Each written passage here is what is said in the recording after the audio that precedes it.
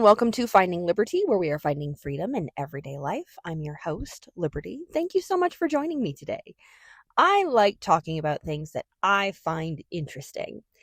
And one of the things that I find interesting is kind of a social and I'm going to say physiological to my best. I'm using words. I am not a therapist. I've just read a lot, learned a lot. So, a social physiological thing. We have it when a woman gets out of a bad relationship. There's this thing where, she'll just jump into another one and people get mad at her and upset at her. Like, why do you keep jumping in and out of relationships? This is bad for you. Just don't jump into new relationships. And what people apparently have no idea about is women in general, this is not saying it true of every woman, but women in general, there is a innate human drive to be drawn toward a man, to be drawn into a relationship with a man. The body, the system wants to be with, however you want to orient it, okay? A protector. It's a ingrained biological need. And if a woman doesn't know that that's what she's fighting, she's just like, oh, I feel like I want this, and not actually aware of the psychological core. So the psychological human core, that I found out about this through my own mental health journey, that's an entire other story. But the psychological core, the pre-verbal, we'll call it subconscious psychological core, is a connection, validation, and responsibility or reason. Now, these are pre-verbal. They're not exact, but these words capture what they are, and humans need all three of these things. Now, when it comes to women who are getting out of bad relationships, and then their system wants to be in a relationship. In order to be able to make choices despite what your subconscious brain wants, what your pre-verbal brain wants, you have to know how it works. You have to know what it wants, because that's what you're operating on entirely. If your brain wants, now some people, they figure out how to just push through this.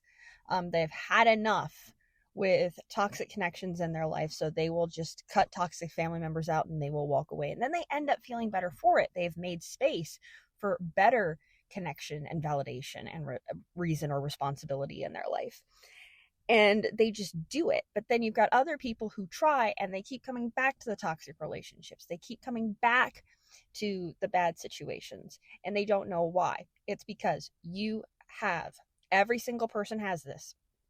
And for people who might be thinking, oh no, I don't need validation. That's not what it is. So connection is pretty straightforward, okay? Connection with other people, connection with yourself, things that you like, things where you can connect with other people. That one's pretty straightforward. Validation is an interesting one. Therapists have been interpreting this as validation of feelings. It's really more accurately, you want your brain, your system needs the world to make sense, negatively or positively, in healthy ways or in toxic ways. Your brain needs the world to make sense. That's validation. That's you're interacting with the world. You need the world to interact with you in a way that makes sense. And then, or responsibility or reason, you need to carry, your system wants to carry weight. Your system wants you to have meaning. And so in a lot of ways, toxic relationships, bad relationships, those will fill those pillars. And so that's why people will keep coming back. I understand the statistic is it takes a woman, for leaving a bad relationship, it takes an average of 7 times. I feel like that is a lot, but it takes an average of 7 times. So I can absolutely see part of that with an abusive husband or an abusive boyfriend. Like, they're still a known entity. People are like, well, why didn't you just leave? Well, they're a known entity, but he was abusive. but it's a known, like, you keep thinking, if you figure out, okay, if I step this way, if I do this, if I do that, if I still try to find control in the situation, that's better than the unknown. And oh, by the way, in leaving a bad partnership for a woman, people are just like, oh, just leave. Oh, just leave. They don't have the concept that actually leaving a bad partnership, it is a little like jumping from a house fire into a raging river. It's not just, oh, I'm going to jump from the house fire and be okay. No, you're jumping from a known, you're jumping from places where you have some control into places where you just don't have control. You are at everybody's, you are at whatever systems are available to you, whim for the kind of help that you can get. And I would say part of a lot of people are like, oh, women don't leave because they get trauma bonded. It fucking sucks to leave. It fucking sucks to leave.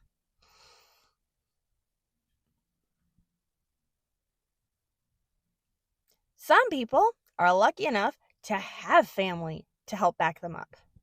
Some people are not.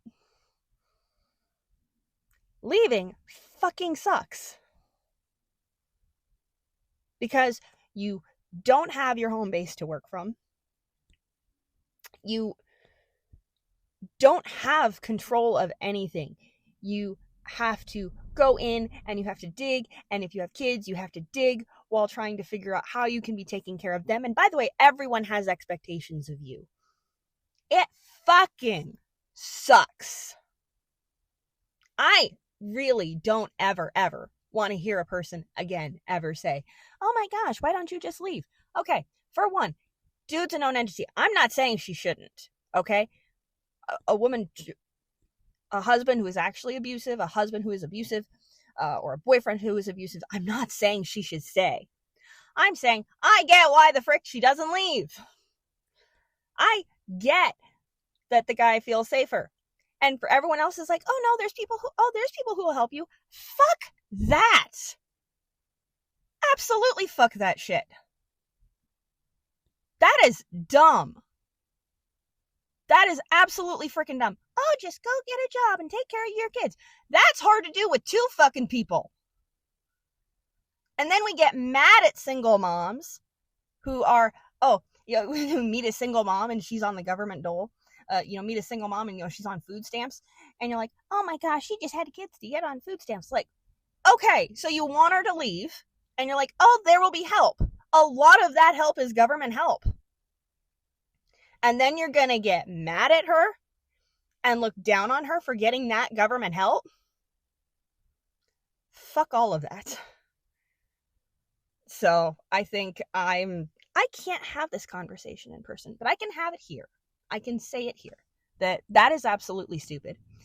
And no, I don't think a woman should stay where it's unsafe for her. I don't think a woman should keep children with a man who is dangerous to her and to them. I don't think that at all. But leaving isn't just walking out the door. And this idea of, oh, just leave and everything will be fine. There's people who will catch you.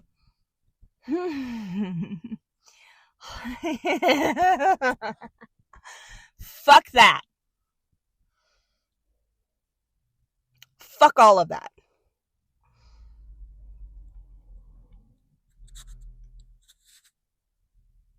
Any woman who leaves, who did it, who made it work. Absolute powerhouse. Any woman who tries to leave and then ends up in another bad relationship, I look at that now, that is just people math. Okay? She tried doing the right thing. She's trying to make good choices.